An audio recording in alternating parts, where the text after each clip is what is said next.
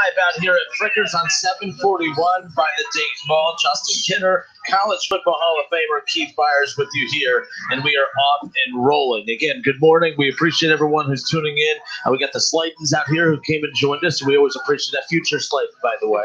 Future Slayton. So there you go. But again, good Sunday morning. We're off and rolling, and we should have technically been waking up this morning talking about, of course, Ohio State improving to 6-0 with the win over that team up north. Obviously, that is not the case. But regardless, Ohio State is set up and ready to go for the Big Ten championship game just under a week from now. Next Saturday, Ohio State and Northwestern will kick off the Big Ten championship game, and then we're off and rolling. One thing Keith and I talked about was the fact that today was supposed to be the Big Ten, or was supposed to be Selection Sunday. Yesterday technically should have been the slate of, or yesterday should have been championship weekend, correct? Yes, it been. It's usually the first weekend. It had been finishing last night. The first weekend usually, in of course December is usually that's the case, or so maybe I guess. So you would have had that. So maybe last week would have been Selection Sunday, but regardless, at this point, we'll adjust. But Selection Sunday, not too far off in the distance. In fact, it's a week from today. So a lot's going to happen between now and then. And yesterday was a big slate of college football games, Keith, that, of course, included a lot of your top 5 teams, or a lot of top 4 teams who are going to be in the race for the college football playoff, including Alabama, who took care of Arkansas 52-3. But the game of the weekend that had the most impact on the playoff standings, of course, was Florida going down to LSU 37-34. Number 6 Florida, and not the reigning national defending LSU champions. That was the that was the shadow of the champions. It wasn't even close. That's not a good LSU team they lost to yesterday. Florida, you would think, because you can't trust the committee with this, you would think would be out of the playoff conversation. But a lot of politicking going on behind the scenes right now, trying to shape up teams like Florida, like Texas A&M, and possibly, depending on the ACC title result, it could be Clemson complaining too, as we already saw over the week. Yeah, I mean, it's college football. They've never really had it truly right and correct. I mean, days before I even played, but even, during my era of NFL football, of college football, it was a polls. You could have, 2 or 3 teams that undefeated 11-0 at that time, and they would, well, let's go, we're going to vote for this one team, to win it all. And then when you lost and you had an early loss, you had a chance to recover from it. But now here we are. Right now, the new era of college football playoffs, and you mentioned earlier the big loss that Florida had against LSU. That gives them 2 losses, and not to bring up old arguments or anything like that, but some things are still apropos. Championships should matter. A couple years ago when Ohio State didn't get in, they didn't take the Big Ten champion. I think that championships matter. That being said, right now, if Ohio State, wins the Big Ten championship, they deserve to be in the college football playoffs. If Alabama wins the SEC, they deserve to be in. Now it's going to get a little sketchy. Yep. If ACC championship, who wins that? If Clemson wins, do they deserve to be in as a champion? Yes. So who gets the 4th spot? But now, because if Clemson loses, Notre Dame beats them, then Notre Dame is in. And so Clemson is out. That'd be 2 losses for Clemson. So who gets the 4th spot? Why is it we're going to go to the Big 12? They already have 2 losses out there. Their champion is not going to be in it. Do you go to stay in the ACC with a 1-loss runner-up and, put them in as the 4th team? Or altogether, the wild card is the Pac-12. USC is 5-0. They started, even later than the Big Ten this season because of the pandemic. Are we going to penalize them if they go on and win the Pac-12 championship and not put them in? They have the same amount of games as Ohio State at this point. Yeah, and they're a brand. Yep. They are deserving, in my opinion, because championships matter, to be in the college football playoffs. So that would be my 4 teams. It would be, I'll rank them at another time, but it would be the Big Ten champ, the SEC champ, the Pac-12 champ, and the ACC champ. Those teams get in, no matter what. If you win, if all 4 of those teams, especially with 3 of them being undefeated, the Big Ten, the Pac-12, and the SEC. If their champions are undefeated, those three are in. Now, the ACC champion, they would whether they're undefeated champion in Notre Dame or one-loss champion in Clemson, they deserve to be in. Pac-12, the Big 12, you're not getting in this year. Plain and simple. And I'm not even going to bring up Cincinnati in the group of five outside of the Power 5 conferences. Just if this year isn't more clearly that it's the Power 5 or bust that's going to make the college football playoffs. So we can, quit romanticizing with Cincinnati, UCF, Memphis, whomever, Coastal Carolina. You're never getting in.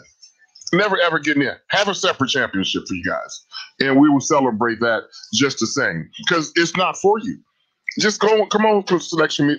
Just be honest. Tell them you're not. I don't care what happens. You're not getting in. You're not invited. It's a closed shop. Take us to court. You're never getting in. These are the only teams we want to win this championship.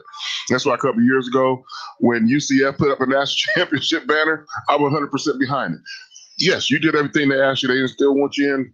Forget it. Wave your own flag. You don't need it. And if by some chance, go back to this year, they was like, if Ohio State didn't play enough games, they don't deserve to be into the college football playoffs because they only played 6 games. That's not it. That's not a champion. Then the Big Ten should succeed from the college football playoff. We don't want you. We don't need you. Y'all need us more than we need you. And play out, and then we'll play somebody else. We'll play the group of 5. Let them come up and and whoever your best champion will play out the Big Ten champion every year. So that's where I see it. So if Alabama loses to Florida, they don't deserve to go to the championship because they said no matter win or lose, Alabama's in. Well, you didn't win the championship. Now it would be if Alabama loses next week to Florida and Clemson, beats Notre Dame. Now it's it's down between Alabama and Notre Dame. Who gets in? Hey, that's a question for another day. Maybe not. Maybe next week. It could happen. Stranger things have happened in 2020. There's no guarantees. Yeah, and again, it's interesting, too. We had ESPN college football reporter Heather Dinich on the show this week, and I'd asked her about how secured, how locked in is Ohio State's resume with the Big Ten championship. She said, well, one of the things locked in with the Big Ten championship, she said that conference championships have never been the requirement to get into the college football playoff. It's always used as a tiebreaker. So if it comes down between Ohio State and a number 4 team, another team fighting for the number 4 that doesn't have a conference championship, tie would go to the runner being the team that has the conference championship. So, no, I'm with you. I think everyone has their different criteria for why they believe different teams should be in. But conference championships, whether or not, have never been the end-all, be-all. That's why we saw a few years ago. Penn State not only won the Big Ten championship game, beat Ohio State, and Ohio State got in over them. So, no, I'm with you as far as that goes. But this year, you're right. Because that was the Big Ten should have had 2 teams in the playoffs. They're both very deserving. So it was, and I've always said that too. I hate when people say, well, Ohio State lost 31-0 to Clemson that year. What? Okay, that's fine. That's the result of the playoff. I hate when people say because the team gets blown out in the playoff, they didn't deserve to be there. Ohio State that year had 4 top 10 wins. Remember, like when they beat Nebraska, they were top 10. When they beat Wisconsin that year, top 10. When they beat Michigan that year, top 10. So I think it was 3 top 10 and then some top 25 wins in there, 2 elsewhere. So 3. That's 3. So don't tell me the resume was more than good enough. It was more than deserving to be there as far as that goes. But Justin Kidder, College Football Hall of Famer Keith Byars with you here. Your thoughts on the College Football Playoff Selection Sunday show a week from today. 457-9464. Shay Neal's back in the studio. Give him a call. We will wire you in here. We are live at Frickers on 741 by the Dayton Mall. Keith has already downed an entire bowl of chicken noodle soup. That is, of course, just the start of it. Maybe another one coming. We got some second bowl, maybe some potato skins. I see the Sladen's got, by the way, those brew fries. If you have not had those, that's what's up. Brew fries. What, they dipped in the cheese and the chili. I'm telling you. The beer cheese? No chili, just cheese. Well, see, you don't know what you're missing without the chili. But the cheese. You just saw chili in your mind. You gotta have some chili in it. Yes. So there you go. In fact, the brew fries, I think that just sold me. But yeah, we are live here at Frickers on 741. We're here every Sunday morning, and we always look forward to either seeing you or you tuning in and listening and hanging out with us. We are live on Facebook as well. Search the ESPN Dayton Facebook page. If you have a question for Keith, you can leave it in the comment section. We'll read your question live on the air. But give Shay a call and jump in on the conversation. But with Heather Dinich this week, talking with her about I like talking to her. She's kind of the messenger from what she hears from the committee, and she kind of uses what she gets from them and delivers it to us. To the masses, yeah. And I feel bad for her because a lot of people beat up on her and say, "Oh, that's dumb. You don't know what you're talking about." She goes, "Relax. I'm just telling you. I'm the messenger." I'm telling you. My opinions are formed on what they tell me. It's not like she's saying Ohio State shouldn't be in, but she is being told that one thing working against Ohio State is the fact that they've only played 5 or 6 games. And guess what? It's no coincidence that the second Heather Dinich reveals that comment from what she's hearing from the committee, Keith, it's not a coincidence at all that all of a sudden you hear Dabo Swinney come out and say, well, yeah, I don't think that a team that's only played 5 or 6 games should be in over a team that's played 10 or 11. They've had less chances to lose each week. So I don't find it a coincidence at all. Like really comes to have some chances to lose. Against some people, against Wake Forest, wow. So with Heather coming out and reporting that that's what she's hearing from the committee, I don't find it ironic at all that all of a sudden you hear Dabo Swinney start swinging that bat. And then you hear Dan Mullen last night after Florida loses. You start hearing him swing that same bat. So that's the thing. You put chum in the water, and now all of a sudden that's where the Sharks are going to go and attack is, Ohio State, we know they're a top 4 team. We know they're capable of winning a national championship. But, hey, we know – you're being generous by saying top 4. You're top 2. It's the coin toss. That Indiana game, I always say it was their best win, but it was also their worst game. I've never seen a game that has hurt and helped a team more than that one, just because their vulnerabilities in it. I'm not saying I agree with that, Keith. All I'm saying is because people are jumping in on Justin Fields threw 3 interceptions. Look how many yards the defense gave up.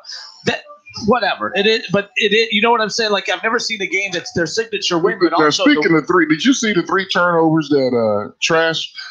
Like, I know it's trash, but I was just being funny about calling him trash. Trash quarterback. He had 3 in the first half. Mm-hmm. And Justin Fields had to hear about it for 2 weeks about his 3 his 3 turnover game.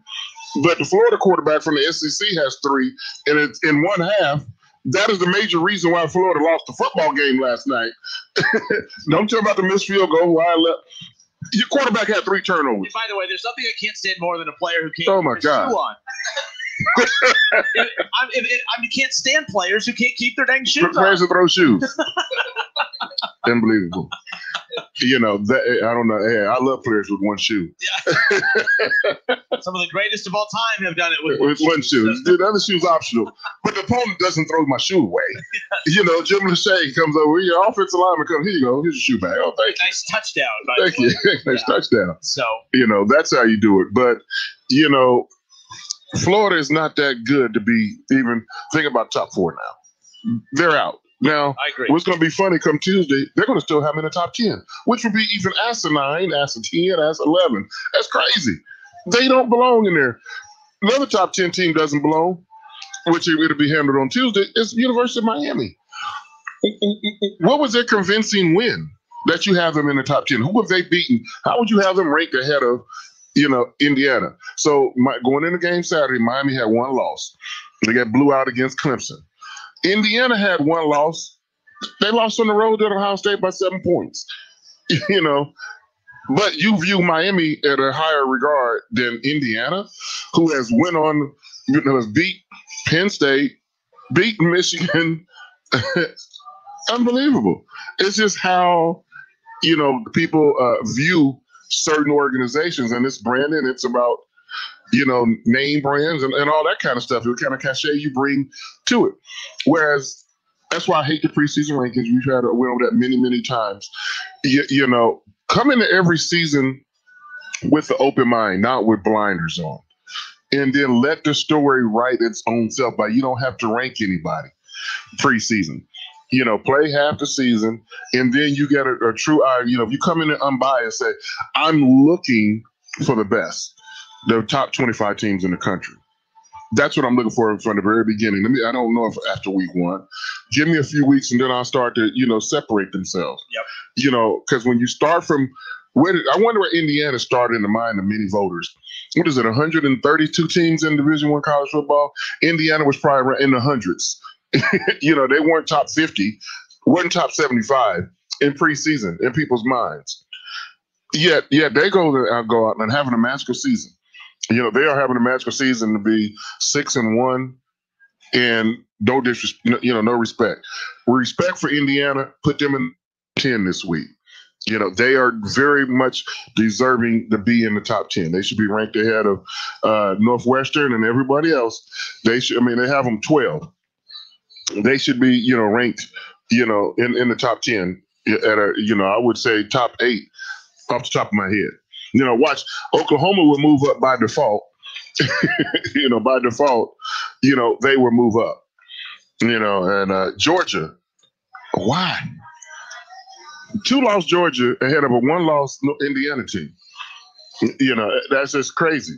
Somebody listen, these people get, and when we talk about SEC bias, it is clearly, like your nose on your face, unless your nose has been cutting off, that there's SEC bias going on.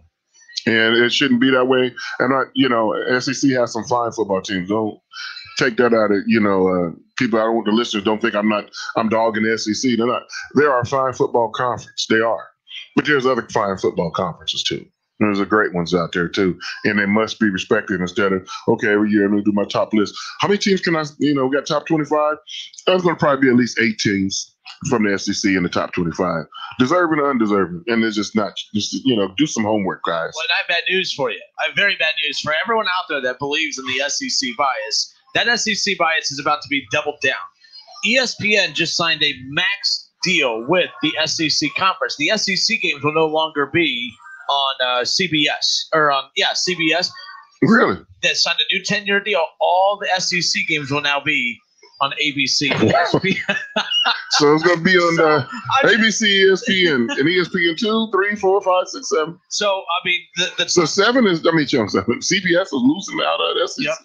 Yep. Wow. So if it'll be interesting to see kind of if the ACC adapts that CBS deal. Not sure, but interestingly enough, I don't know how much of a role that'll play moving forward. But for people that do believe in that bias, I don't think that that bias excuse is going to go anywhere anytime soon. The SEC network is on ESPN. That's on and people say that all the time, but so is the ACC. And but I always argue too because like Fox rules over Ohio State, which is fine, but when people say, well, Fox, they're the, Fox Sports, they're credible because they give Ohio State their due. And I'm like, well, with all due respect, they are, so I'm not arguing what they're saying. But I laugh because I'm like, it's just like politics. We're going to tune into the network that tells us what we want to hear. We're going to tune into CNN or we're going to tune into Fox. No, don't worry, it's a politics-free show. Just hear me out. We're going to tune into whatever network tells us what we want to hear. Well, we do that with sports. If we like an SEC team, of course we're going to lean more ESPN, ABC.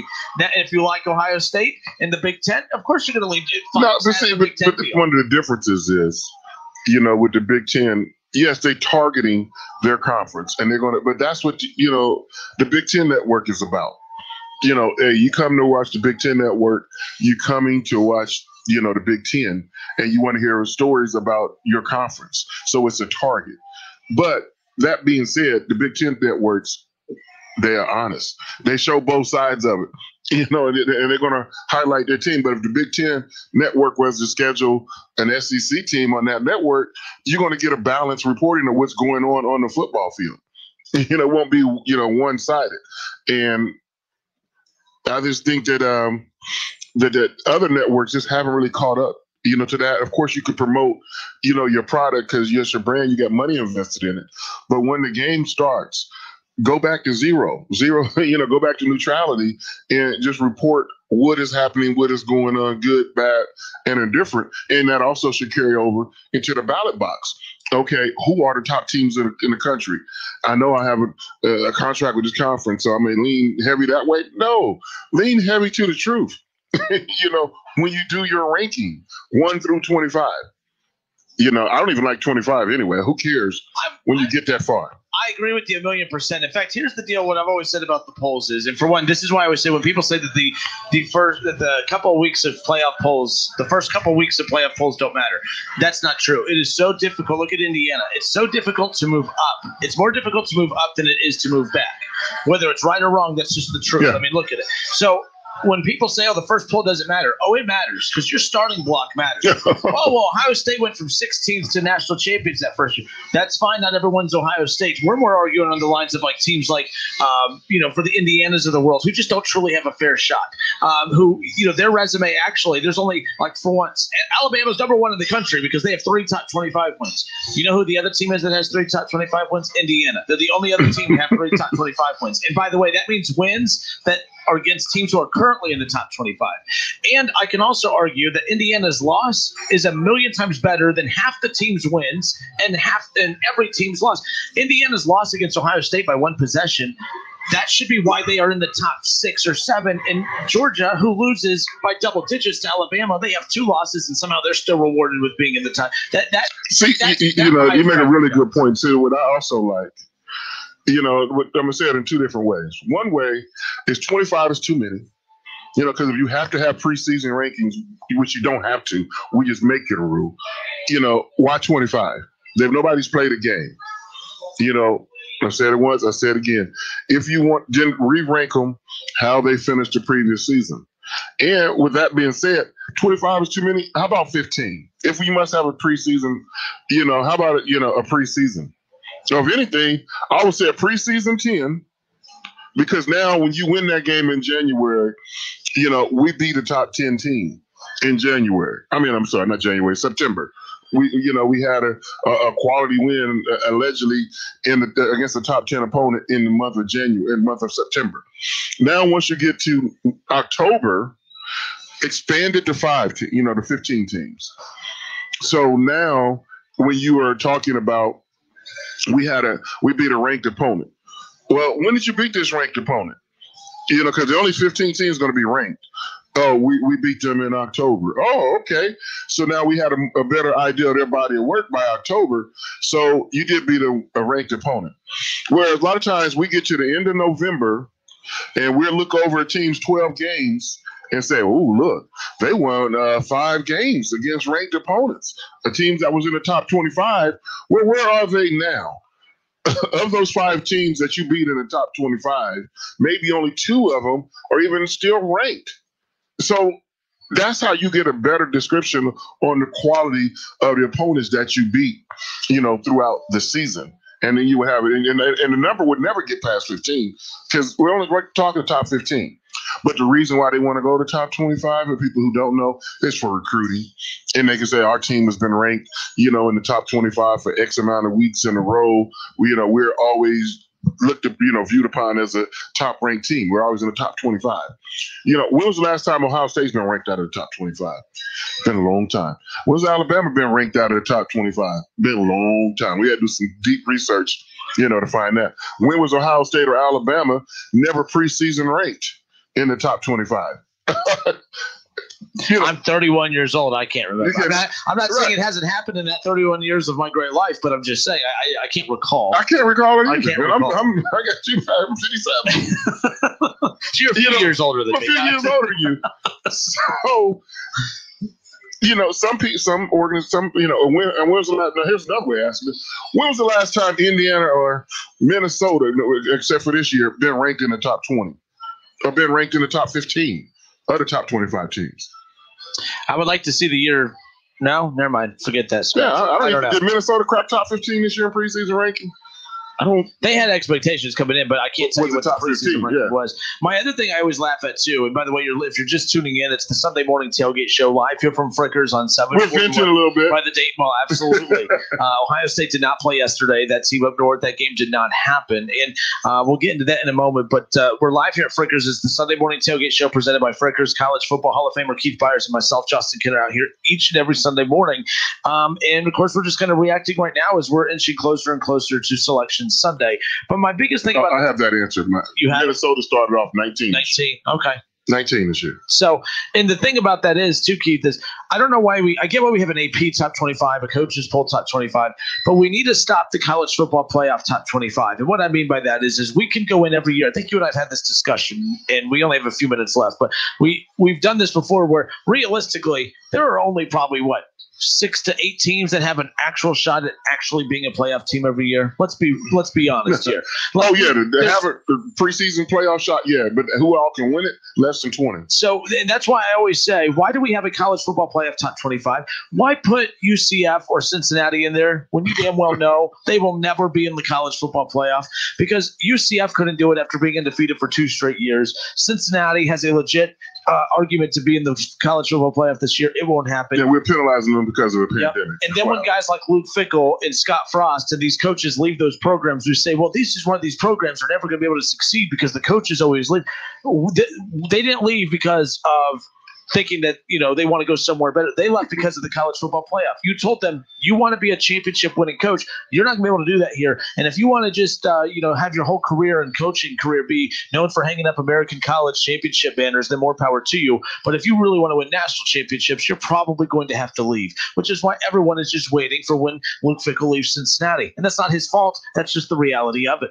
Period. I don't blame him one bit. So, all right, we're live out here at Frickers. We're going to step away for a few minutes. Again, Shay Neal is back in the studio. Give him a call at 457-9464, and we'll get back into this discussion. Again, we'll take your calls. We got a lot of NFL stuff to get into. The Cleveland Browns are 9-3. They do not play today because they only put the best teams on primetime. That's not true. If you watch Thursday Night Football, that's not true at all that they put the best teams on primetime football every week. But the Browns are in Monday Night Football with the Ravens in a matchup that just 3 or 4 weeks ago I thought would be a bust, and now it's there's a ton on the line, not just for the Ravens but for the Cleveland Browns as well. The Bengals return Andy Dalton today, not as their starting quarterback, but he is going to be making the start in Cincinnati today. So we'll get to all. Go to the correct locker room once he gets back. Let's put your body on automatic. The first time I went to Philadelphia, I went to the game. I'm in the wrong locker room. I want to go back to my regular locker room. The difference is I don't know which locker room presents a better team opportunity for him, to be honest with you. But all right, we'll be back in a moment. More of the Sunday Morning Tailgate Show. Justin Kidder, Keith Byars. We'll be back in a moment. Start your holiday gift giving with Esther Price Candy's traditional gold boxes. Variety of holiday baskets, corporate trays, bourbon cherries, and much more. 7 locations in Dayton or Cincinnati. Call and order curbside service from any of their locations or shop online at EstherPrice.com and ship your family and friends their favorites. Your holiday tradition is at Esther Price Candies. There's a whole lot sweeter with fine chocolates from Esther Price.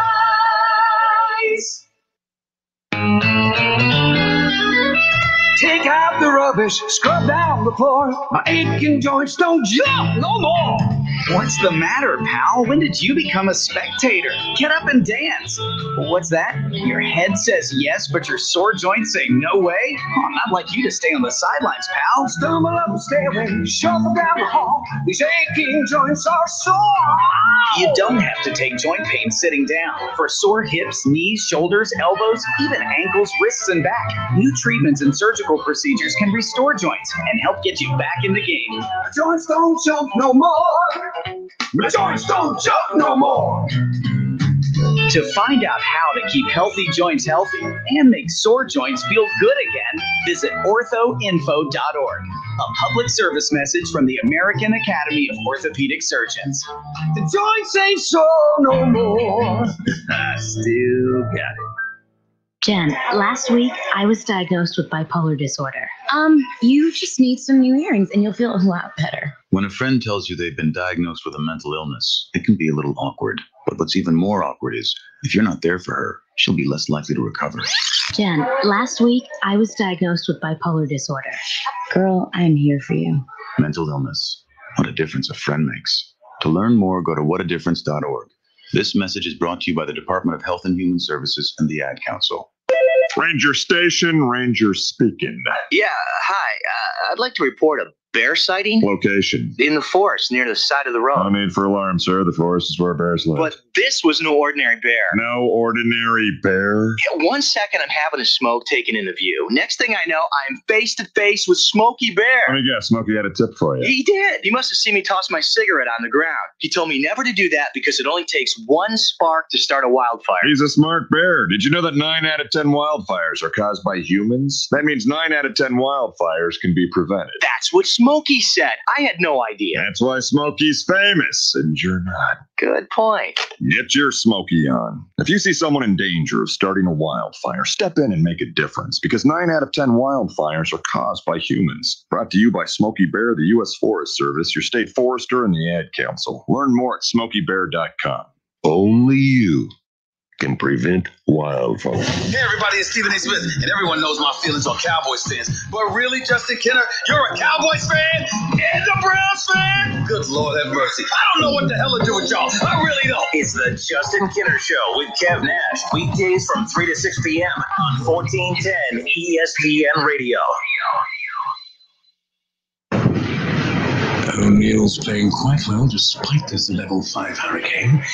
Here's his drive. A smashing drive straight down the slicing. No hooking. Heading off into the flying mailbox.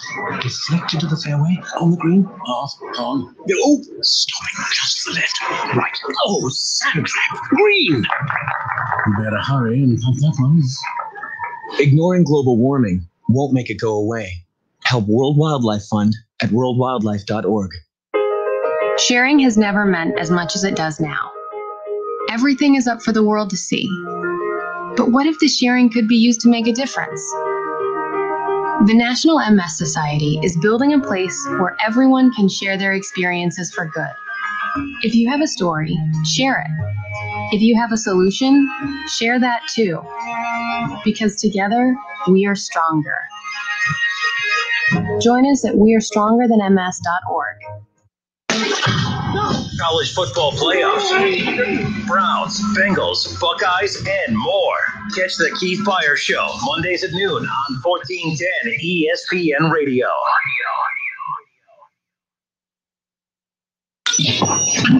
WING 1410 Dayton, Dayton's ESPN Radio.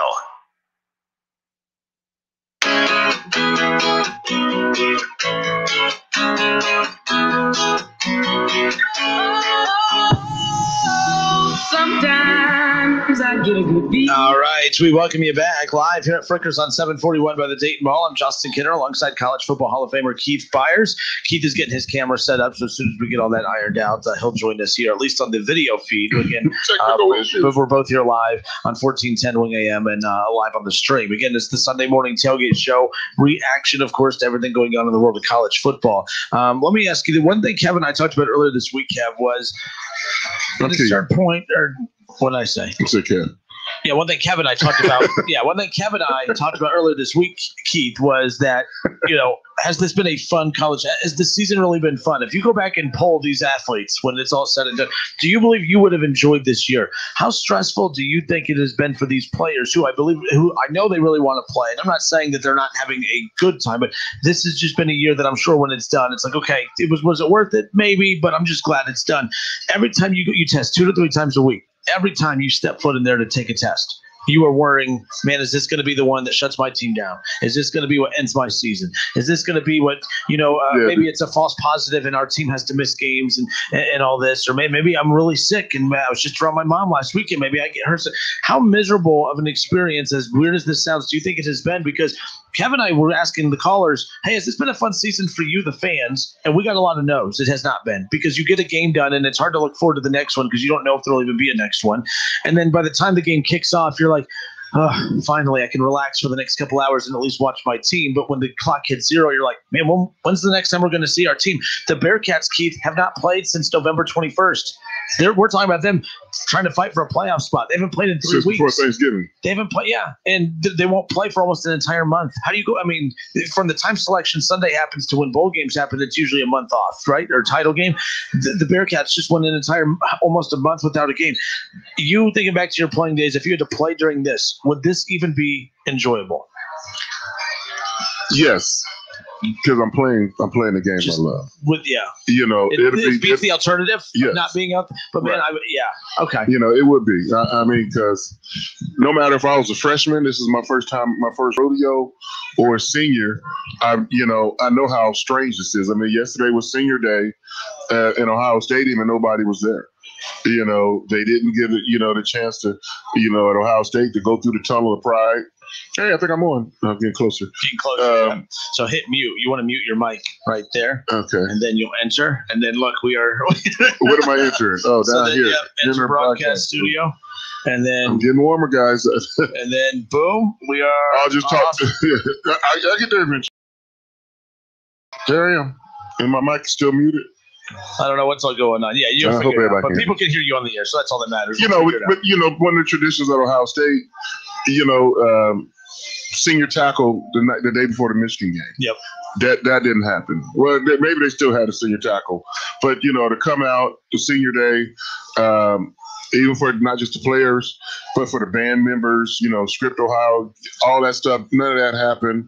So it's different, but you're still getting to play the game that you love. I mean, that was you kind of described my senior year at Ohio State. Is he going to play? I was week to week, after about 2 or 3 weeks into the season, I was week to week and I only ended up playing like parts of 3 or 4 games, out of 12. So I can understand the frustration, of the player, but sometimes you're going to get to play, whether it was like against Michigan State, they were down, with 3 starting offensive linemen, 23 players, all together, including the support staff. But you still played the game. It wasn't back in August when the season was canceled. What? No season? So that's miserable. To being able to have a disjointed season is better than a no season. Imagine what would we be saying today if the Big Ten didn't play at all? We'd be like, man, this don't count. This don't count. The Buckeyes, we would be really upset. But at least we have had a little bit of our appetite teased with some Buckeye football or even football. So I cannot call this miserable season. That's just being selfish.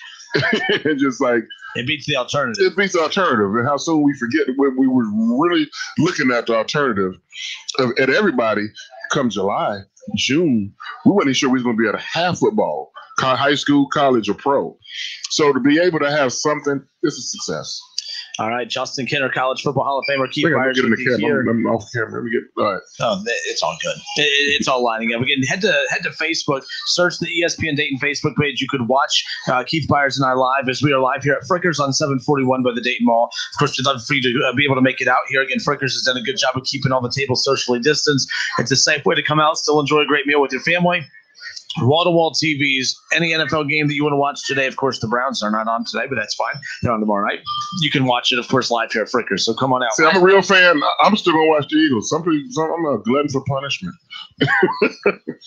I'm actually looking forward to the Eagles game today. I'm looking forward to seeing Jalen Hurts. He's going to make it. Now, I'm curious your thoughts on that, too, because is Carson Wentz still your quarterback? Is he still, Jalen Hurts comes in, he plays well. Are you going to be conflicted at the end of the night of who your quarterback is, or is Carson Wentz still your quarterback? Well, and unless he's, who's that?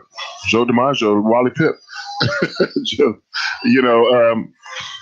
This approach, this professional sports, and Carson Wentz is my backup quarterback right now until.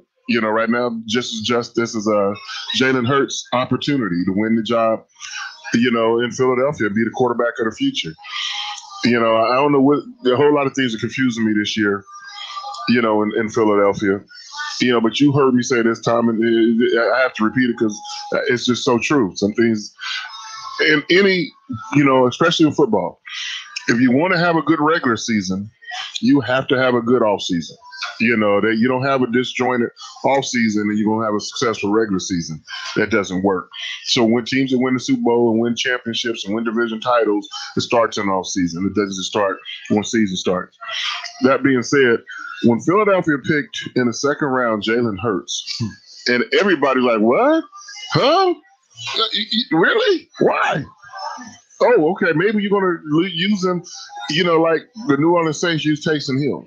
You're going to have packages for, a special talent, like Jalen Hurts in your second-round pick. We didn't see that. We didn't have any preseason games, a limited training camp. Why? I still don't know why you draft. Because your first 3 picks that you draft in the league are supposed to be starters. You draft in the first 3 rounds are starter picks. So when you drop the guy in the second round in Philadelphia, quarterback, and you just sign Carson Wentz to a contract extension, what messages are you sending? It's confusion. And then you get to the regular season, and the season unfolds the way it has now. It's way more questions than answers. And, I'm a homer. I want to see my teams that I play for be successful. I want to see Jalen. I'm not going to root against Jalen Hurts because I like Carson Wentz. I like the Philadelphia Eagles organization. I want to see them all succeed. So I expect Carson Wentz to be the biggest cheerleader today for Jalen Hurts. Just like when he was started, he wanted Jalen Hurts to be his cheerleader. It's about the team. It ain't about the individual. It's not about Carson Wentz. Carson, you're a member of the Philadelphia Eagles. You want us all win. So you go support your teammate and you give him the same support you were looking for. And at the end of the day, when the team wins, the Eagles win. When the team loses, the Eagles lost. It's not going to be, well, Carson, you won or you lost. That's why I hate the statistic when you talk about the quarterback's win-loss ratio. It's a team. This is not baseball. It's a team, wins games in the National Football League, not quarterbacks, not defensive back. The team wins, not one individual. All right, Justin Kinner, Keith Byars with you here on 1410 ESPN Radio. We'll get into some more NFL talk coming up here around the corner. We'll get into our Browns and Ravens preview Monday Night Football tomorrow night. The Bengals welcome in the Dallas Cowboys, and we'll get to see the return of Andy Dalton. We'll get to that too, as well as give you our picks for Week 14 of the National Football League season. I want to reverse back to the college football conversation a little bit. Keith, yesterday was supposed to be, and see, this is the conversation I had with people throughout the week. Man, I can't believe we didn't get to see Ohio State and that team up north this week. And it didn't really bother me this week. It bothered me. Well, I guess my point is the week that it bothered me the most was Thanksgiving Day week. That's the week I noticed we weren't getting the game. Because that's when you usually get the game. There's just something about that week, you're mentally kind of off work a little bit because you're thinking about seeing family, you're thinking about turkey, you're thinking about Thanksgiving, you're thinking about on Saturday you get to watch the game. And that's the week that I noticed we weren't getting that matchup. And so when we didn't get it this week, I'm not saying I don't care about it, but it didn't bother me the way it more so bothered me that week. A very interesting dilemma there because the conversation started 2 weeks ago when rumbling started happening that there's talks of Michigan potentially using COVID as the excuse to pull the plug on Ohio State to maybe give them one little finger, whether it's the pointer, the pinky, the ring, or the thumb, to kind of give them that finger of potentially impacting their college football. That's why Michigan State was so huge. Yeah. Huge. Because imagine what the conversation we're having today if the Michigan State game gets canceled. And that realistically could have happened. Yeah. Then I would be with I don't know if 3 or 4 is enough. I don't know. Is 3 or 4 enough to put a team in? But 5 or 6, that's a conversation for later. But your thoughts on when you initially heard the gut punch message of Ohio State, that team up north, the game not happening this season? Oh, I was just 2020. I said nothing because it's so late in the year. It's the last month of the year. It happened. I was prepared for it. It was worse for me that we weren't playing Michigan back in August when there was no season at all. I was like, oh.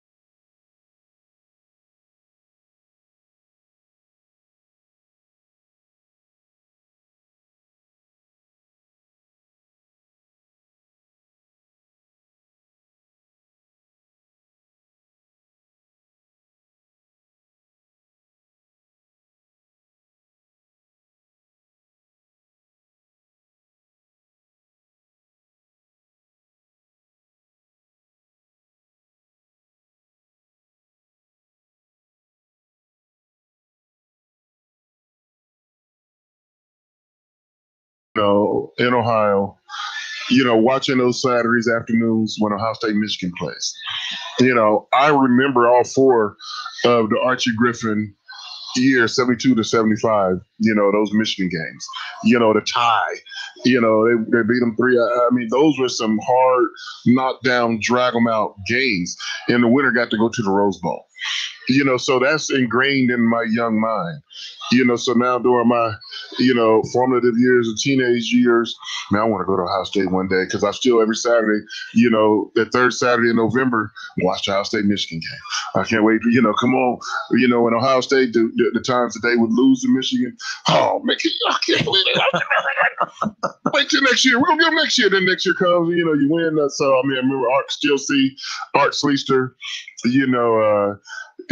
going into the corner, the right corner of the end zone, Von Brodnax taking out, 3 Michigan defenders, and, Art Sleester got a face full of snow, sliding into that end zone. So all those things, a lot of Ohio State Michigan memories, come to mind, the block punt in that game. And then finally in 1982, being a freshman, playing in the game that I've dreamed about playing.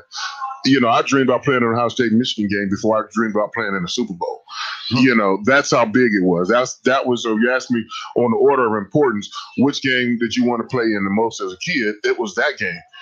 I wanted to play in the Super Bowl someday, but the Ohio State Michigan game meant more to me at that time in my life, and even to today, to play in that game more so than the Super Bowl. I wanted to play in them both, and thank God I did play in them both.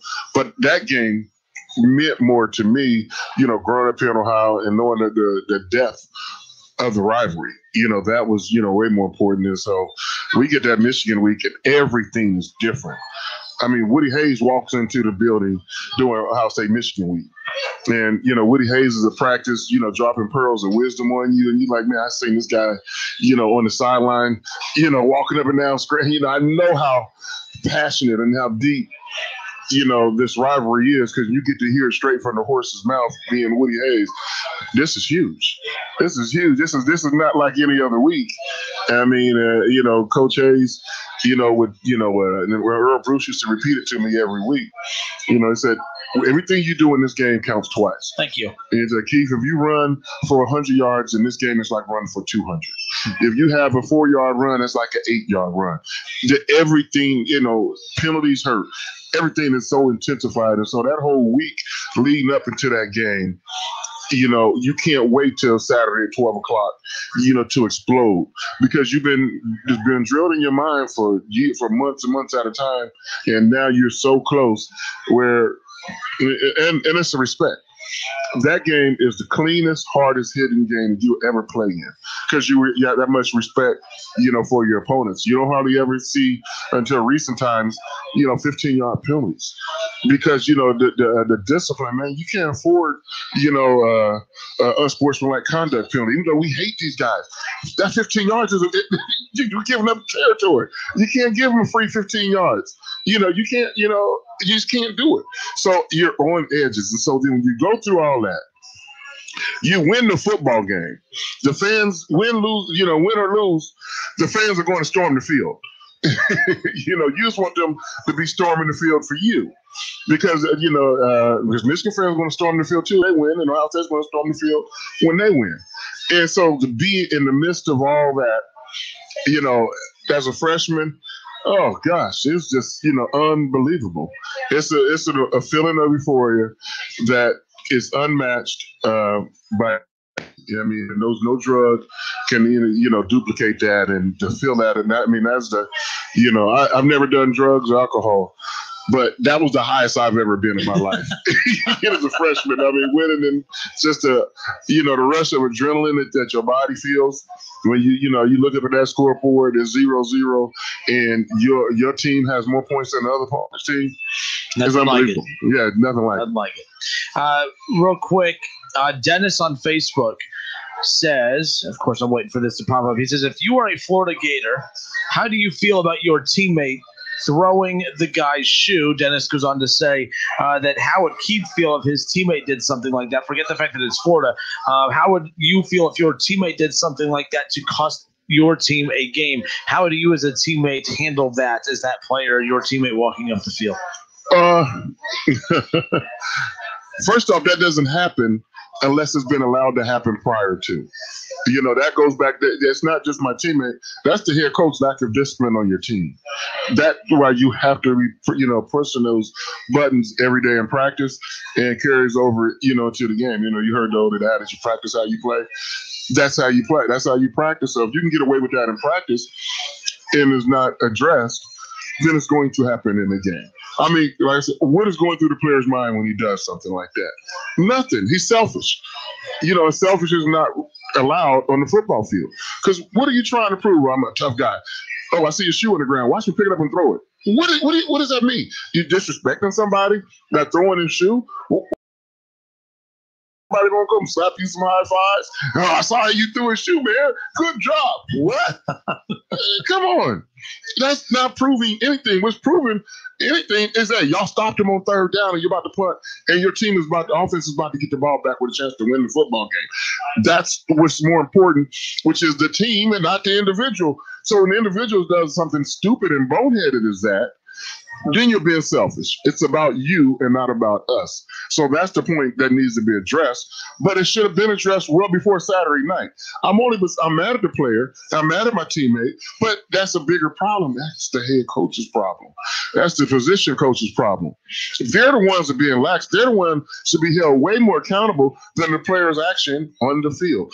They're one that never addressed it and looked it over. And now you want to point the finger at the player? No, it's the coach's fault. That damn Wellinism is the biggest culprit of that action. He's the one to get paid the big bucks. He's the one that should be on top of that. Mighty funny. Why we don't see that happen at Ohio State or a lot of teams in the Big Ten? You don't see that happening at Indiana, Penn State. You just don't see that happening. So that goes back, to the discipline. Yeah. So you're saying things like that happen before the game even kicks off, just because when you as a athlete when you step foot out on the field against an opponent, you're not buttoned up mentally to know not to do those things. Your coach has already not buttoned up everything that needed to be done before. Yeah. So that makes sense.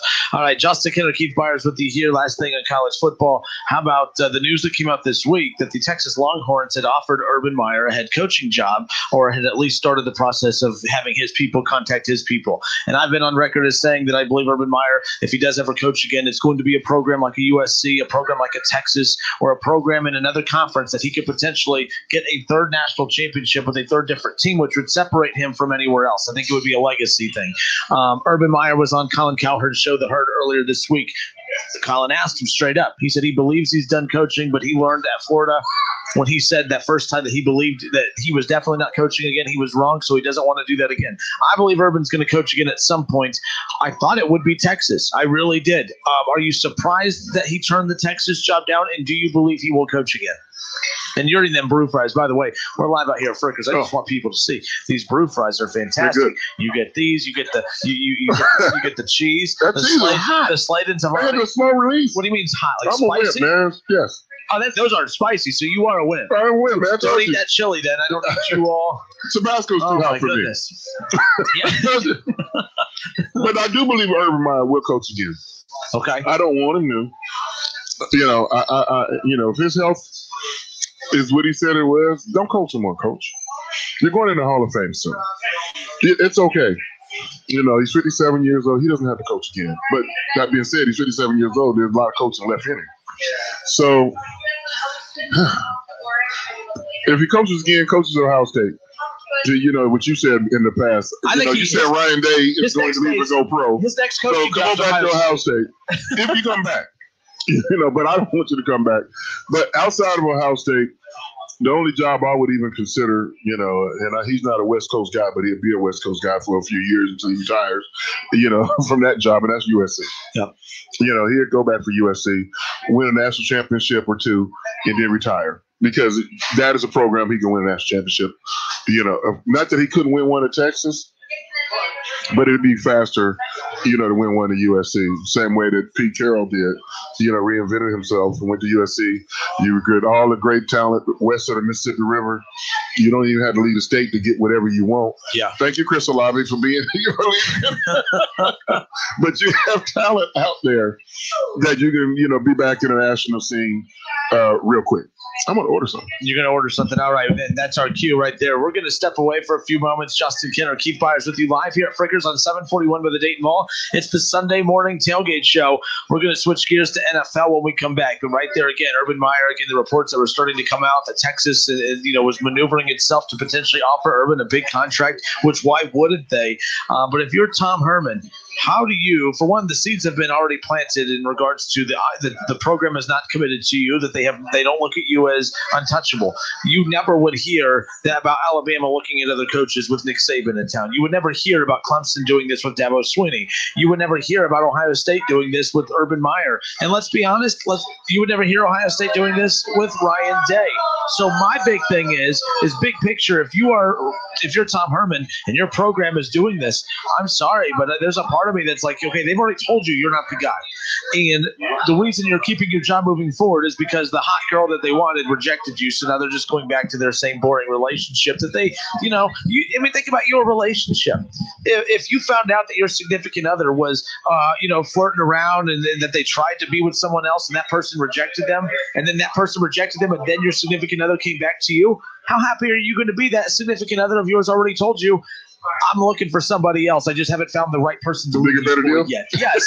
So that's why I'm like, if I'm Tom Herman, that your significant other was already sniffing around, cheating, looking to somewhere else, and they rejected you. So now you go back to Tom Herman. If I'm Tom Herman, I'm like, if there's a relationship, hey, you're supposed to be with me, and you were hooking up with that person over there, and now they don't want to be with you anymore. So now you're going to come back to me. No, they gave you a raise. Yeah, they extended your contract out. That's so they went from the friendship ring to the engagement ring. Who knows? I mean, Tom Herman or Urban, they're friends. No, they're not. Right? Tom Herman's the one that got the Zach Smith stuff started. I'm not. I should say. Let me reset. I shouldn't say that I know that they're not friends. But big picture. But he got him some more money, so he'd be my friend. Yeah. I got my contract extended. The snowball effect, though, started, Keith, was how the Zach Smith stuff came about. For one, Zach Smith made his own bad decisions. That's on him. Urban Meyer knew about some of those ticking time bombs that existed in his past that could have come back and bit them in the butt. It did. But the reason a lot of those reports started coming out, it came out Tom Herman's the one that was feeding a lot of the media members the content to go. Was it him or his significant other? A little bit of both. Yeah. A little bit of both. But yeah, so you know what I mean? You got to be responsible for your house. Yeah. Clean up your own mess, right? Yes. So, all right, folks, we'll be back in a moment. We'll switch gears to NFL. Our Week 14 NFL picks coming up around the corner, as well as previewing the Browns and the Ravens Monday Night Football. Andy Dalton returns to Cincinnati. Still plenty more coming your way as we are live here from Frickers. It's the Sunday morning tailgate show with College Football Hall of Famer Keith Byars and Justin Kinner. We'll be back. I'm Dr. Andrea Russo, a cardiologist. Maybe you're waiting to talk to your doctor right now. But if you're having an irregular heartbeat, heart racing, chest pain, shortness of breath, fatigue, or lightheadedness, don't wait. This could be a serious condition like atrial fibrillation, which can make you about 5 times more likely to have a stroke. If you're having these symptoms, don't wait. Talk to a doctor by phone, online, or in person. Brought to you by Bristol Myers Squibb and Pfizer. Whatever you send through the U.S. Postal Service this season is so much more than mail or packages. In every carrier's hands is a card with your handwriting. In every box, on every truck, is your message that you care. We know how much goes into your holiday mail, especially this year, which is why we go the distance to bring you closer. Learn more at USPS.com/closer. Hey, Jack, you got a sec? Yeah, sure. Come on in. Yeah, I was wondering if Jack, your hair's on fire. Yeah, I know. I just need to finish this sales report, and then I'll probably, I don't know, maybe lie down for a bit. But I'm sure it'll go away. But the flames are getting bigger. Shouldn't I? Your hair, there's so much fire. No, I'll be fine. What can I help you with? Oh, dear. Well, at least we know the sprinkler system works. You wouldn't ignore this, so why ignore the signs of a stroke? If you or someone you know suddenly experiences numbness of the face, arm, or leg, or sudden trouble speaking, seeing, or walking, don't wait to get help. Call 911 right away, because time lost is brain lost. To find out more, visit www.strokeassociation.org or call 1-888-4STROKE. This message brought to you by the American Stroke Association and the Ad Council. I'm probably okay to have one more drink before I drive home. I'm probably okay. I open the window to stay alert. Probably okay. I just popped some gum in my mouth. Step out of the car, please. I probably made a mistake.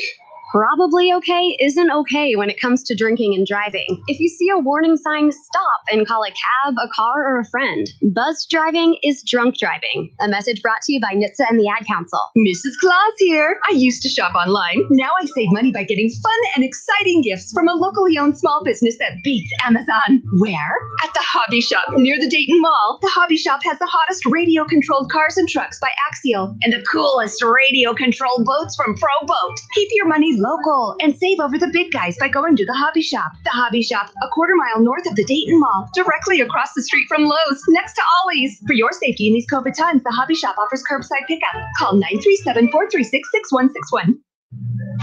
In this column, you can see third quarter earnings are up 7% above projected growth.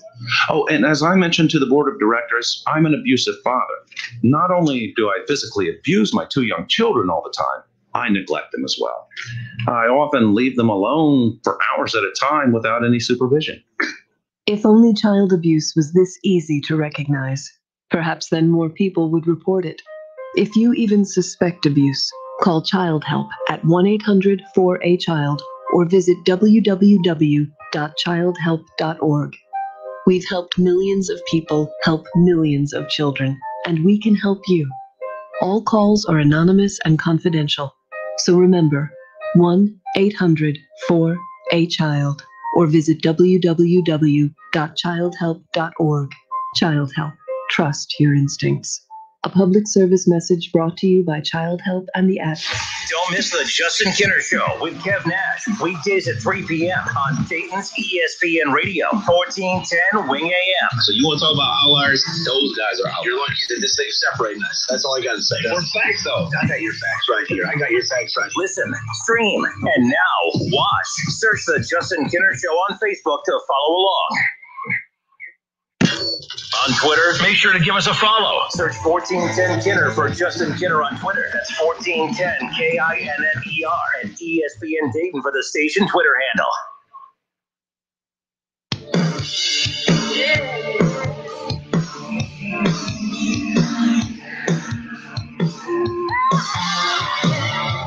All right, everybody, welcome back. Justin Kinner, Keith Byars with you here on 1410 ESPN Radio. We are live out here at Frickers on 741 by the Dayton Mall. It's the Sunday morning tailgate show.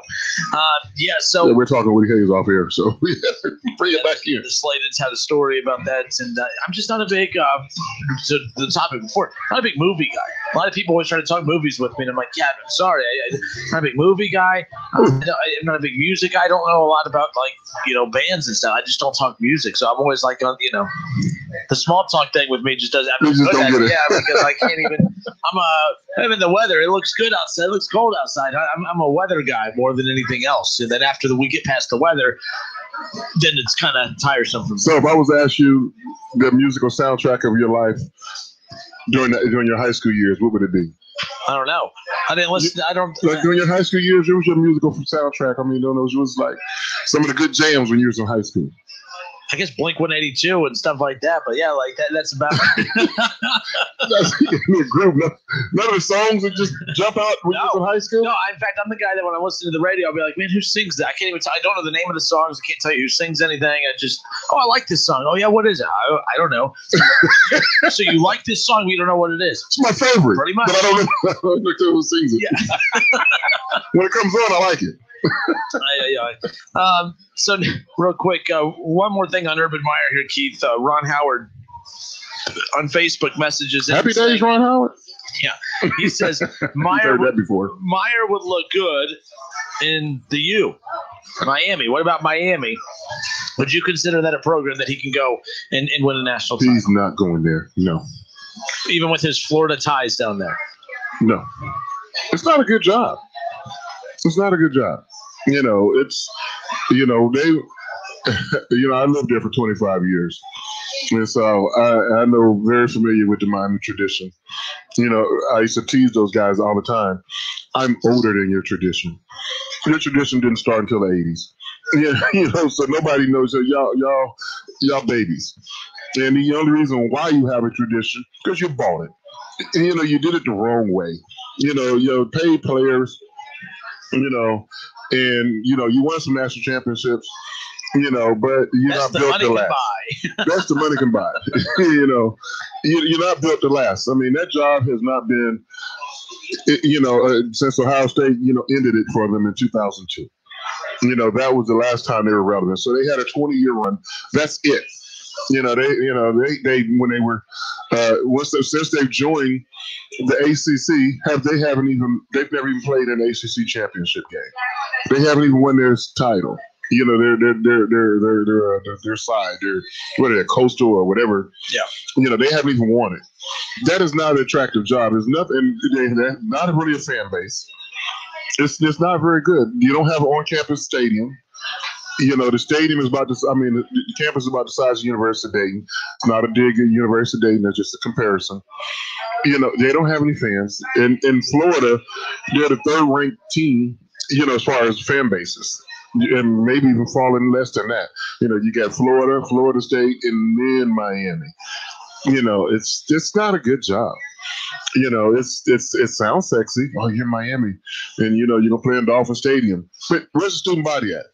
Students don't come to the game. They'd show up if you have a winner, though, right? They showed up when they had a winner. No, not students. I mean, fans, bandwagon people. Fair enough. But let me ask you about... It's not a good job. And they're not going to sell out Dolphin Stadium, consistently. Winning a national title at a non-traditional school versus a traditional school, what do you think that would have more weight legacy-wise? Like, I threw out a while back, what's a school that you would not even think he would go to that he could go to? And I threw out, and again, this is not, I really don't think this could happen, but I'm throwing one out there. He likes his Ohio ties. Cincinnati. The thought of winning a national title at Cincinnati would carry more weight legacy-wise, don't you think, than winning but it's never going to happen. USC? It's never going to happen. Even Urban Meyer coming to Cincinnati, they're not going to let him in. He's not invited to the party. The Power Five is not going to let him in. But that's what I mean, is if he was able to pull that off, I know I'm with you. I've been if Urban Meyer goes the flag. And Urban goes undefeated at Cincinnati. And if by chance on his schedule, he scheduled, a Big Ten team being Ohio State, Michigan, Penn State, Wisconsin. He got one of those teams to play him, and he beat them on the road. And he got an SEC team on the same year, or ACC. So at the SEC, he happened to get Alabama on the schedule, Auburn, LSU, or Georgia, or Florida in the same year that he went undefeated and beat them. And it's a maybe that he's going to make the conference, make the Final Four. It's still a maybe with that resume. And he's undefeated. And he's beating everybody in his conference by 20 points or more. It's still a maybe. But I think the one thing that people forget, too, is, and Heather Dinich and other reporters have confirmed this, that the recruiting rankings matter, too. That those are put into account, whether we like it or not. Those are considered as well. So if Urban is putting a top 5 recruiting class together at Cincinnati on a yearly basis, they would, I think, that then, and to be fair, that's where Ohio State gets the benefit of the doubt. Like, why do we give Ohio State the benefit of the doubt for only playing 6 games versus other teams playing 11 or 10? It's because, well, Ohio State, we don't need to see them play somebody to know there's somebody. Cincinnati, we do need to see them play somebody to know there's somebody, because they don't have the recruiting rankings to back their stance of, we're one of the top teams in the country. If Urban provides them that top 5 recruiting ranking regularly, then you can't. Then you really can't deny that they're one of the top teams. Does that make sense? Could that maybe flip that a little bit? Yeah, I mean, top 5. Because Urban would do that in Cincinnati. I mean, look at what Fickle's getting great players to come to Cincinnati. Because top 5 is such a subjective deal, because you get these guys overranked in high school. You give them, where high school you went to.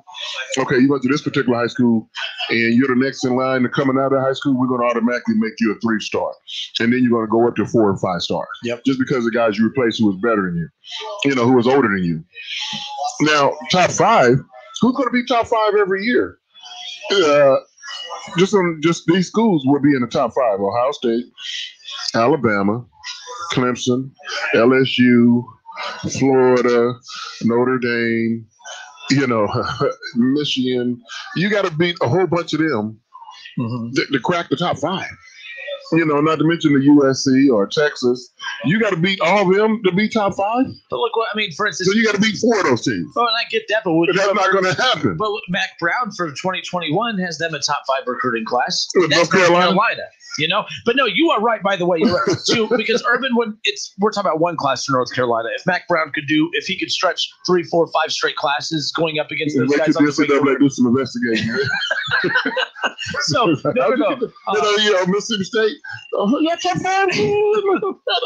So in Lamar Shelley on Facebook says you won't even consider Cincinnati for the playoffs because he knows that during the week on my show I just do nothing but say, hey, look, Cincinnati, they're a great story, they're fun. I'm not saying they're a bad team, but we got to stop with this. No, it's not us. It's them. We're the mouthpiece. So with that, I'm like, so yes, when I'm saying that I don't believe that's the case now, but Urban would be a different element because I think the recruiting would improve to such a level that you couldn't then deny it.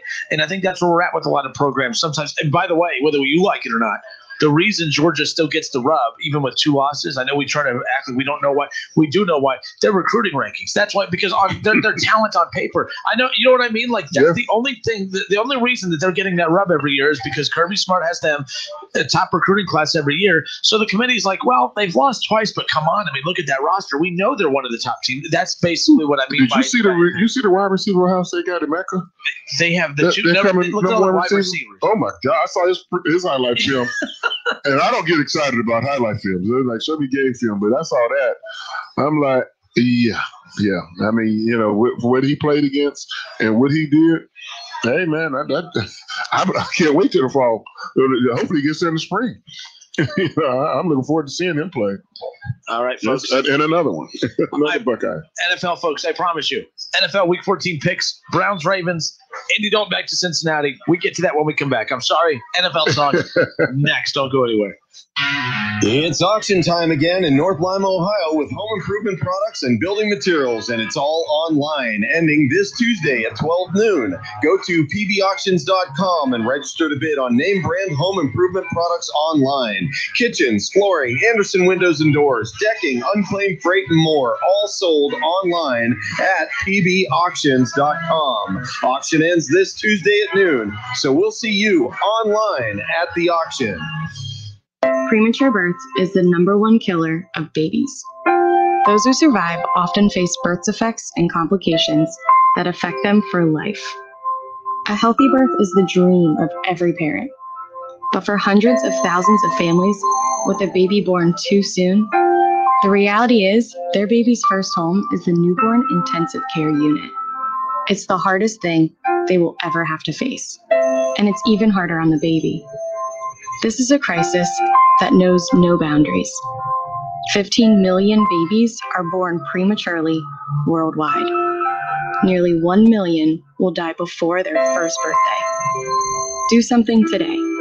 Help the March of Dimes provide education and support to families and fund life-saving research to give every baby a fighting chance. Give them tomorrow at marchofdimes.org/tomorrow. At 4:15 p.m. at an office in Michigan, Angie Hicks is not at her desk. She's giving blood at the company blood drive. At the same time, in the same office, Kevin Meehan is not at his desk. He's at the doctor. Kevin has cancer and needs another round of chemo. Kevin will need blood to fight his cancer. Angie's blood will help him win, When you give blood to the American Red Cross, you change a life. starting with your own. Poking bowling centers are your connection for family fun or a great night out with friends. Looking for something to do this holiday season? Poking bowling centers offer a memorable experience with the family. Give the gift of bowling. Poking bowling centers offer gift cards, and they're great for the hard-to-buy-for person in the family. Safe, sanitized, and socially distanced. Let the good times roll at Poking Lanes in Dayton on Wilmington Avenue, Poking Woodman Lanes in Kettering on Woodman Drive, and Poking Lane South in Centerville on Kingsridge Drive. In our Do You Know Your Stuff hot seat today is Doctor of Optometry, Dr. Mary. Hi, Doc. Good to be here, guys. Fire away. Which of the following can be detected during an eye exam? Diabetes, high blood pressure, brain tumors, heart disease, or multiple sclerosis? All of them. She's right. No way! Really? They can detect multiple sclerosis through an eye screening? Not an eye screening, an eye exam. By an optometrist. The eyes are literally windows to your health. Brain tumors have been detected during an eye exam? Yes, and high blood pressure and diabetes. Then answer this. Why did the optometrist climb the mountain? Because he could see better up there. Oh, see? Good. A message from the American Optometric Association and your local doctor of optometry. Test your IQ at AOA.org. Don't miss the only weekly hour of radio dedicated to Dayton Flyers basketball. It's Talking Out Loud, hosted by Sully. Thursday nights at 6 p.m. on Dayton's ESPN Radio, 1410 Wing AM, and online at wingam.com. Whether you're at home, at work, or in your car, tune in to ESPN 1410 Wing AM or stream us live at wingam.com.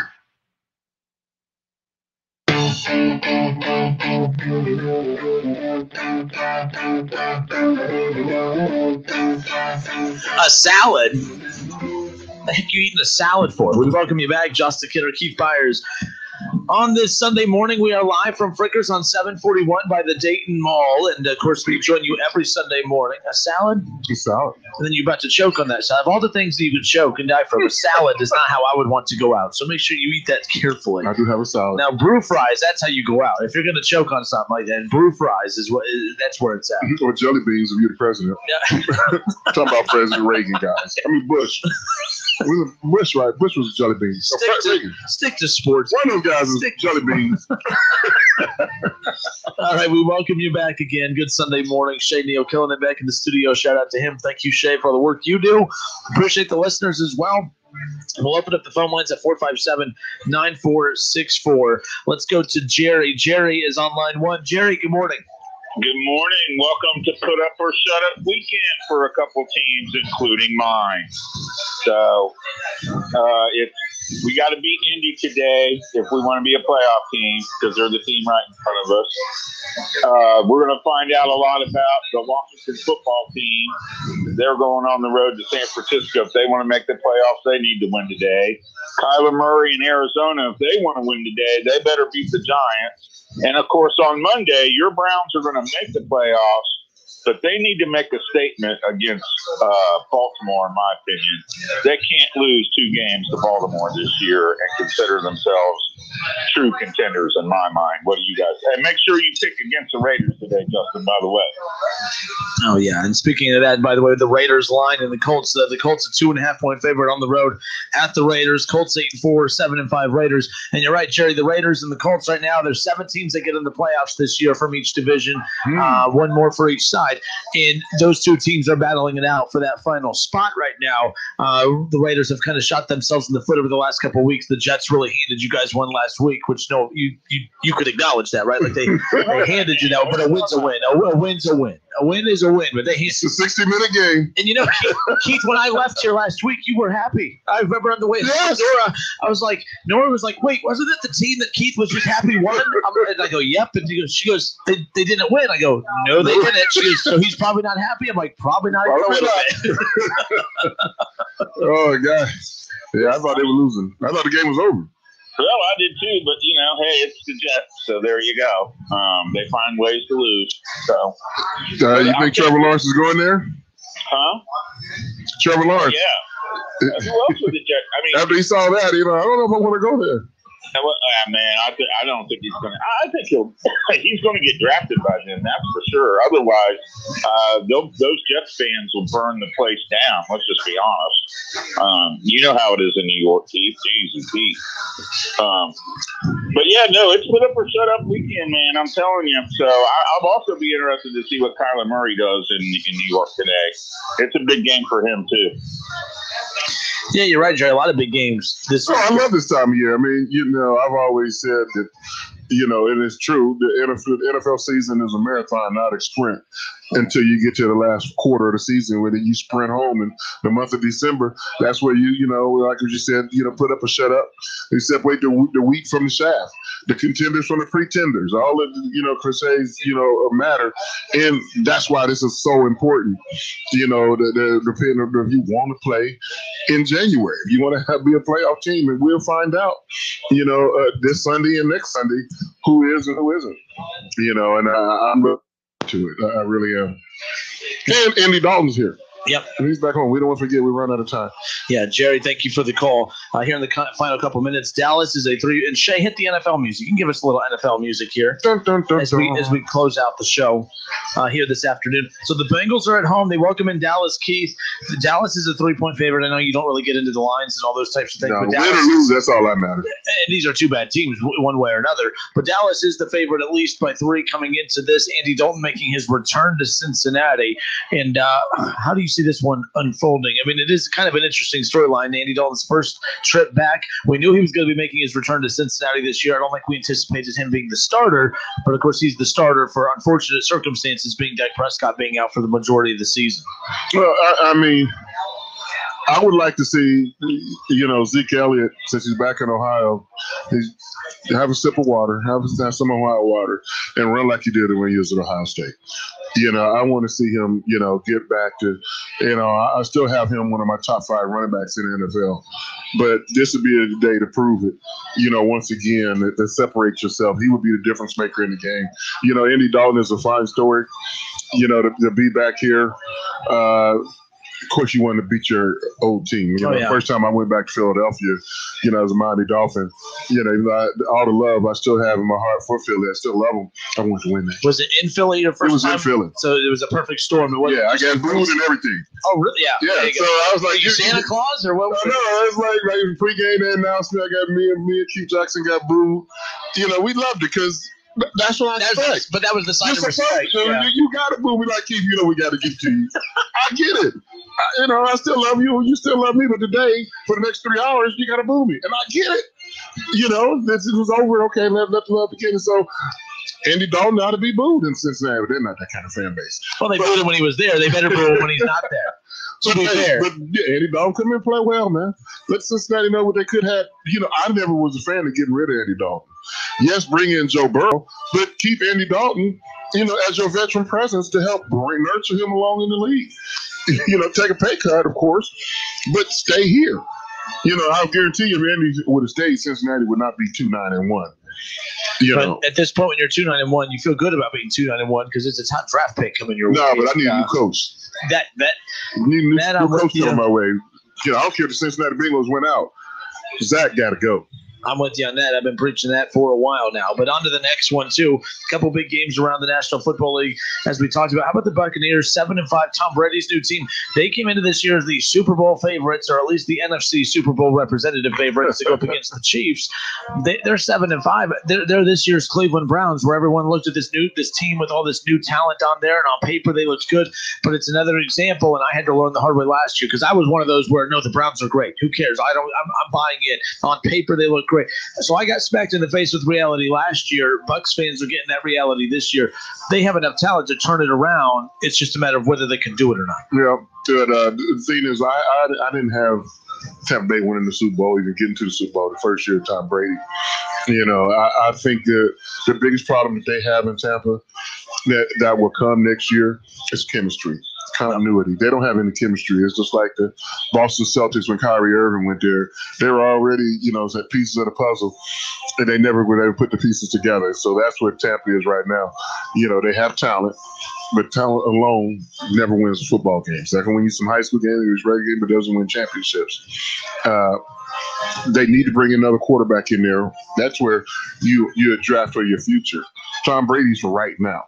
So if I'm Bruce Arians, I need to bring in a quarterback that's going to learn from one of the best to ever do it, in Tom Brady. So the transition would be built for the long term, not for the immediate.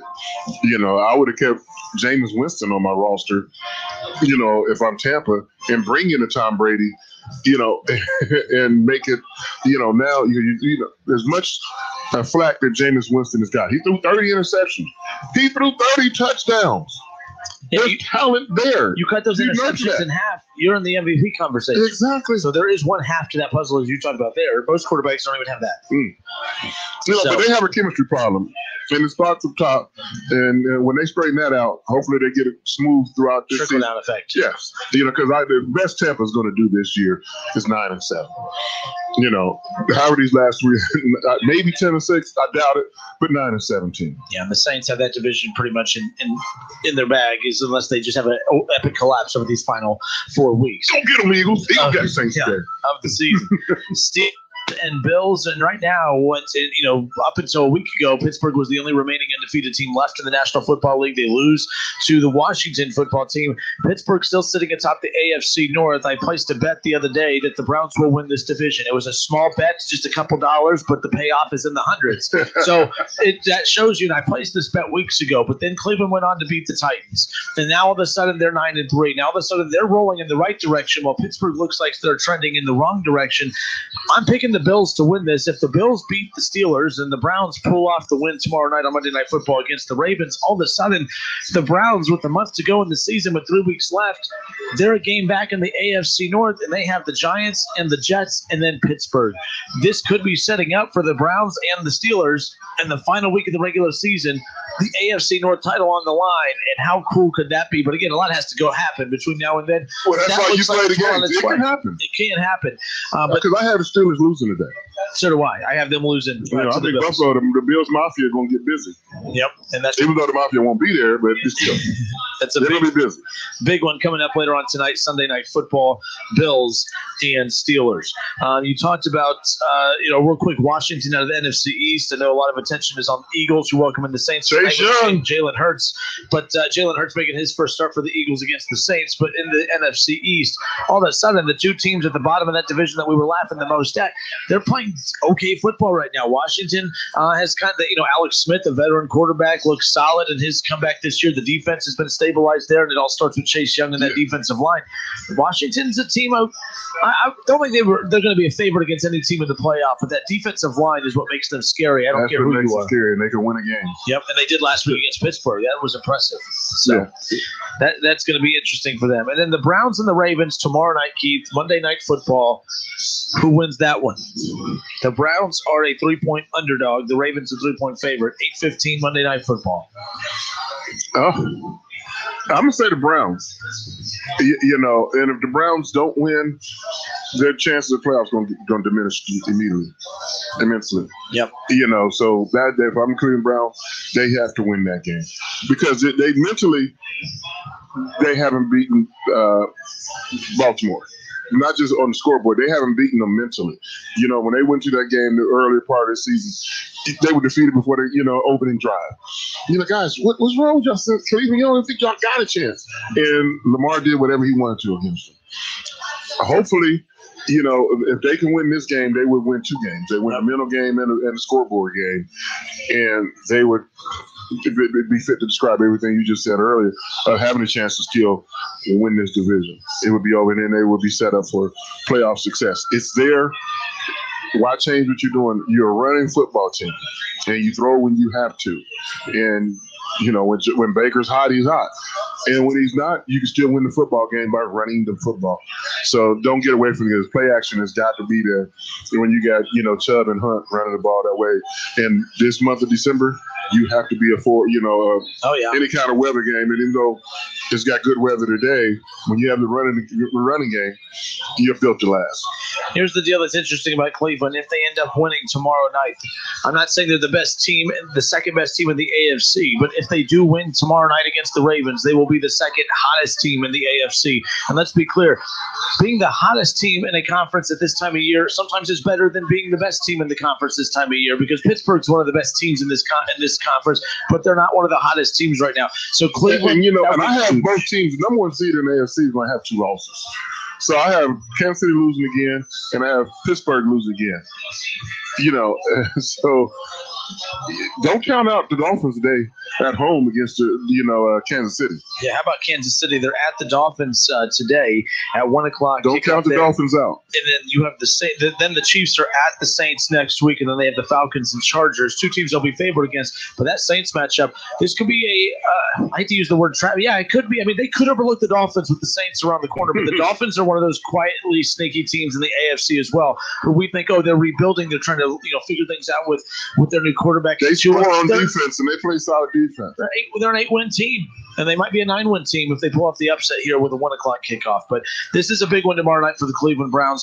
If they beat the Ravens, they're a much different team than the last time they played back in Week 1. They know their identity. Baker's confident. The receivers know their roles. The defense knows that they're not great, but they're one of the top takeaway defenses in the NFL. Yep. Cleveland has a shot, and the one reason they have a shot is because Baltimore. The one thing about Baltimore last year, the reason they won all those games, they learned who they were. They played to their identity. They had one. They don't have one this year. They don't know who they are, and that's evident. Cleveland knows their identity. They're rolling. I'm picking Cleveland tomorrow night over the Ravens. All right, Brownies. All right. Folks, thank you so much. The Slaytons, shout out to you guys for coming out. Thank you, guys. I appreciate it. And again, it's full here at Frickers on 741 by the Dayton Mall. Everyone crowding in right now to eat, to get a good meal, and of course, and to watch all the games on the Waterwall TVs here at Frickers. Thank you, everyone, for tuning in. We're live here on Facebook as well, and we will be next week. Until next week, this has been the Sunday Morning Tailgate Show on 1410 ESPN Radio. Shay, thank you. Merry Christmas. It's the Justin